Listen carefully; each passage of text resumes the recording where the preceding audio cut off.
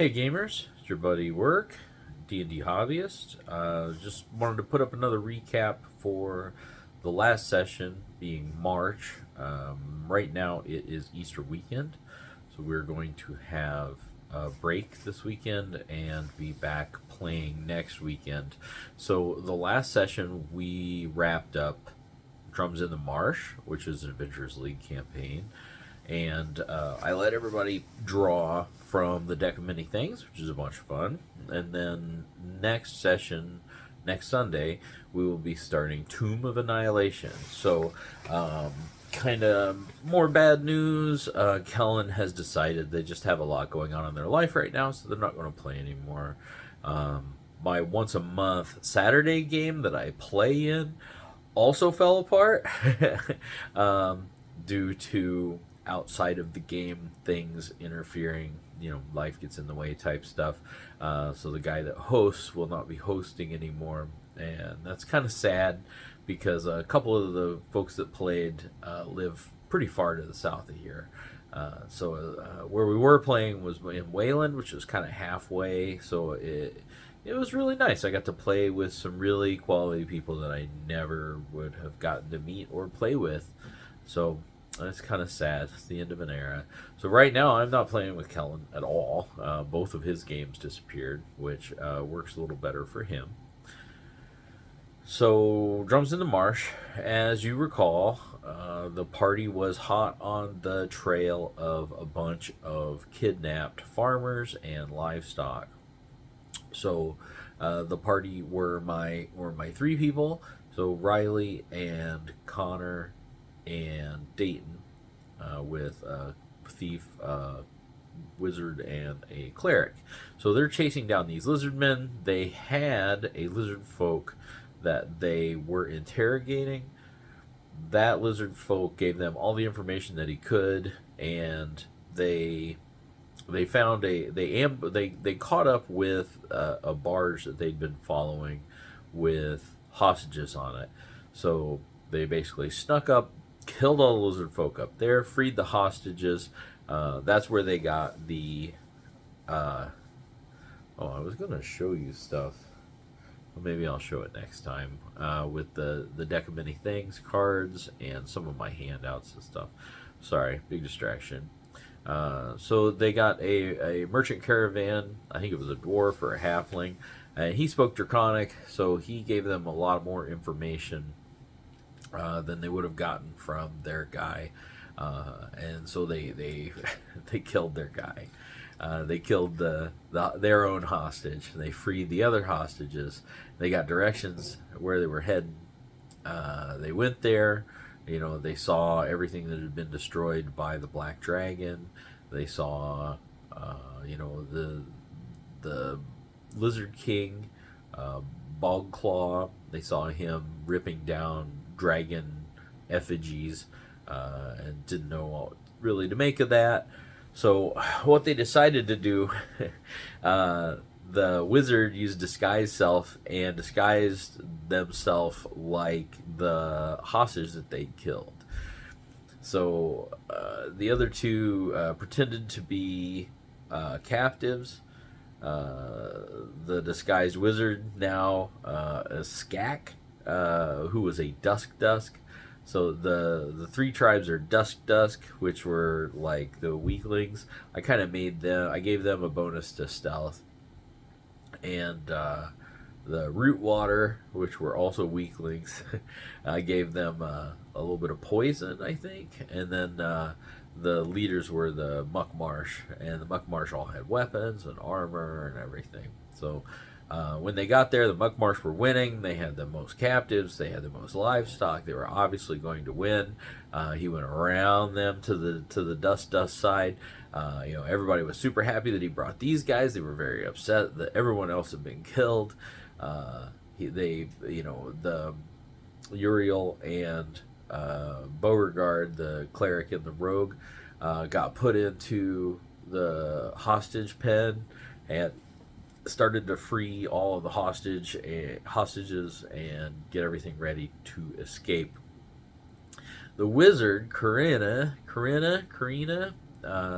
then continued to, well, caused a bunch of trouble.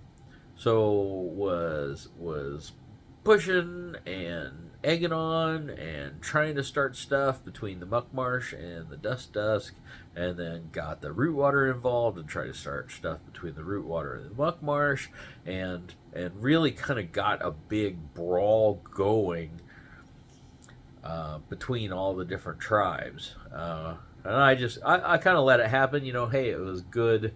It was good alternate solutions. At least they didn't go in just full on genociding.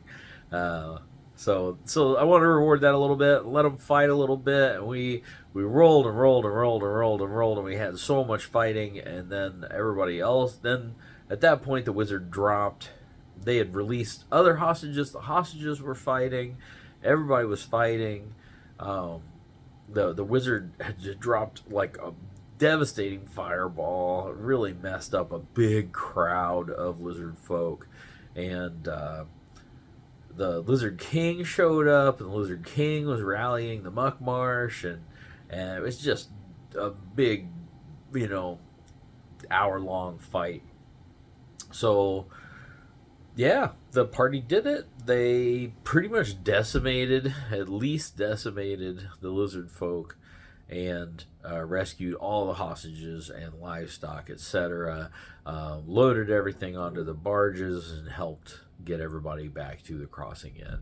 So while they're at the crossing inn, Rosamund Call gave them the reward, which was like nothing. They donated it back to the people to help them get home and get set back up. And Rosamund Call offered them a draw from the deck of many things. He had a deck of many things. So, Connor wasn't there. So Uriel had been played as an NPC. So Uriel did not get to draw from the deck of many things. Riley wanted to draw one card from the deck of many things and drew I forget which one it was, but it granted a level of XP and a wondrous magic item. So I rolled on a giant wondrous magic item table, just a D100, and she got an apparatus of the crab, which is the apparatus of Qualish. I don't know why it's called a crab. It looks like a lobster, but it's a big 500-pound cylinder that you can open a latch and crawl inside, and then you're inside like this big mech that can travel on land or underwater, and it can attack, and it can pull stuff, and it can do all kinds of stuff. Pretty cool, but not super useful. I think her plan is to sell it. We'll see. But overall, really good pull. And then Beauregard, Bony Butt, he wanted to pull 3. So the first thing he pulled was the gems. So he got a bunch of gems. Awesome. The next thing was fate. So he could unravel the threads of fate and undo any previous event. And he didn't have to choose at that time. He could choose in the future. He could just keep it in his pocket and use it whenever. So he has one like get out of jail free card, undo, a backspace, a control Z, we were calling it. So he really liked that, put that in his pocket. And then the last card that he drew was like ruin, which just like destroyed all your magical items, which really sucked for Beauregard because he had that custom basically artifact armor that I made for him. So he had armor, it was full plate that looked like bone, and it was +1 full plate, a +1 shield, and it worked like bracers of ogre power, and that's gone. So he has to decide if he would like to undo that and get the armor back, and he can undo the drawing of the card. If he undoes the drawing of the card, I'm going to make him draw another card, because the deck states if you no matter what, after you say how many cards you want to draw, you have to draw that many cards, and if you refuse to draw that many cards, the DM will draw for you. So He's gonna get another card if he undoes the last card. So that's pretty much where we're going to start on the next session, next Sunday. He's basically naked in the crossing inn with Rosamund Call and everybody there. We took to, excuse me, didn't sleep great last night. We're going to, I took to Discord and I wrote a little bit something for everybody, a little snippet. So, Corinna got a tome, a book from Rosamund. It was a book that he had recovered from the Mind Flayers. The Mind Flayers that infamously scarred his head. So it was a bag, and it had a book, and it had like a pendant in it, and the pendant has a spiral on it. It's ancient. It's cold to the touch. It's magic, but it's not magic. Pretty much saying that it provides a connection to an aboleth. So she hasn't touched it yet. Once she touches it, she'll start to figure some of that out. Yeah. So she can study that book, and I can say, she can learn about mind flayers, or she can learn about aboleths, or kind of whatever she's interested in. We'll kind of flesh that out. So she got her thing. Oh, excuse me again. Boney Bonnet, what did he get? Oh, he got lots of visions. So I gave him portents and visions about the Tomb of Annihilation. I said that he saw algae growing on the wall of a sunken temple. He saw screaming goblins stacked one atop another. He saw brightly colored frogmen. He saw, a statue. The frogmen were praying around a stone statue of a frog. He saw a floating heart made of stone. He saw, just different images from the module, from the campaign. I'd already given him visions of the Atropofall, whatever it is, the dead god baby thing, Atropofall, I think. I'd already given him visions of that, so I didn't give him visions of that. The last thing I gave him was the visions of polygons, like polygons nested inside other polygons, and shapes corresponding to colors, basically like a DMT dream. And he woke up. He had several nights of this, and he was trying to write them down and make sense of the impossible. And the last night he slept like a baby and woke up knowing like it was time to begin. So the last one is Uriel. Oh, Uriel got a letter from Phandalin that the mine is open and they're starting to get some royalties, but they don't want to put the royalties into Halia's exchange with the Zenorum. Basically, they don't want the Zenorum to know anything about the mines of the business, so they have asked Uriel to stop by and talk to the Rock Seekers and make alternate arrangements. So the next day, after all of that, Rosamund Call got up, but was pale, obviously not feeling well, feeling like death, feeling like his one foot in the grave. This continued for a couple of days. Boney tried to administer medicine, no luck, no healing. Rosamund, normally loud, boisterous picture of health, became sallow and sunken eyes and not good. And this was a an old character from my old roommate, Lime. So Lime was a ranger, but he was also dedicated to Shondacool. So he was a ranger that just traveled around and did a lot of different stuff. He was a half dark elf.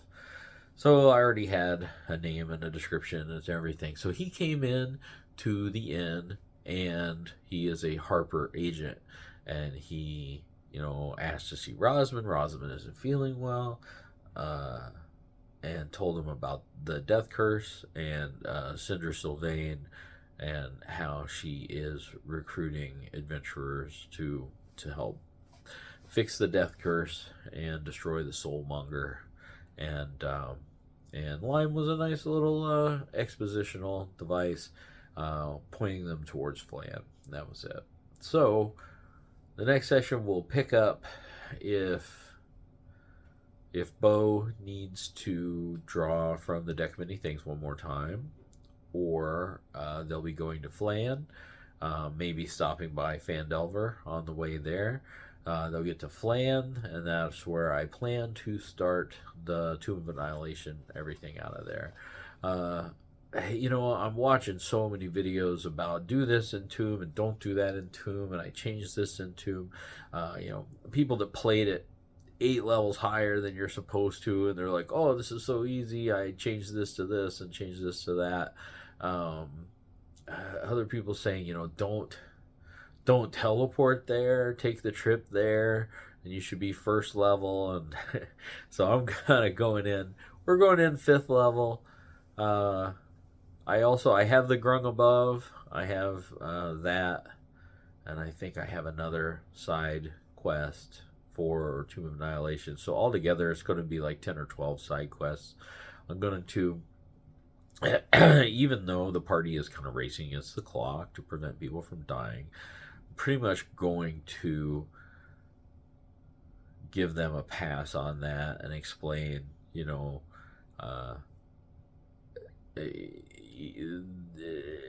a little video game-esque. I don't have a good way to explain it, but that they can take as much time as they want and do side quests before they get to the tomb itself.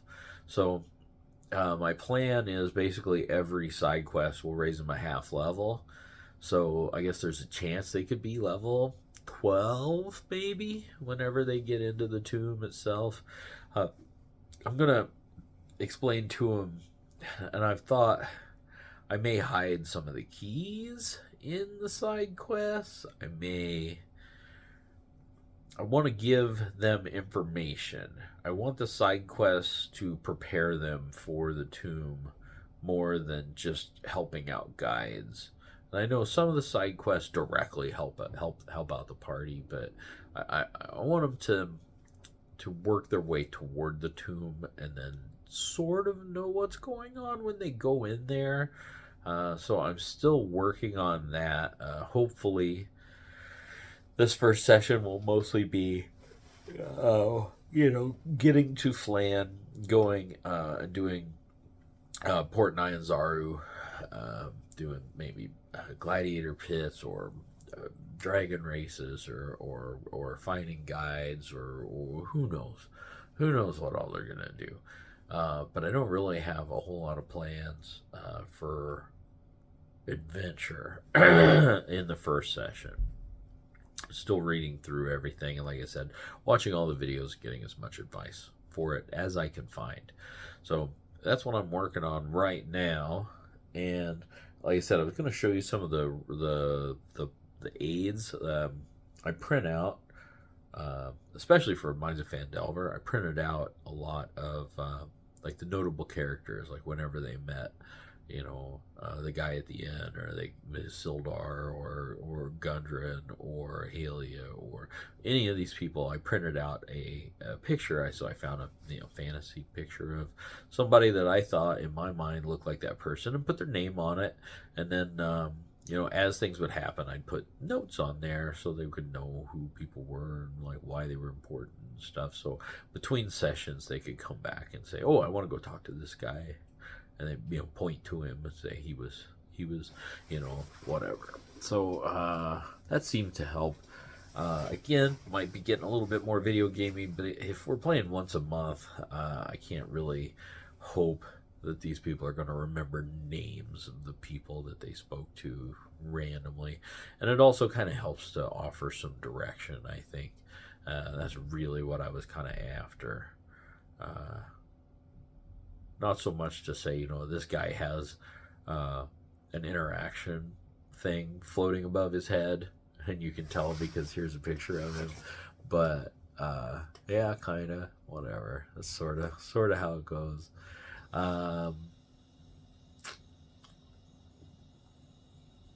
Yeah, so I'll try to remember all that stuff next time, and hopefully the session goes okay. I have another stranger from the internet on deck. We'll see. We'll see when he starts because they're in finals. So we'll see what happens. They wanted to play a barbarian. I'm like, cool, easy. Yeah, that's where I'm at right now. Still pretty long, pretty long update. Sorry about that. I still say a million times. I'm working on it. And until next time, I love you. Game on.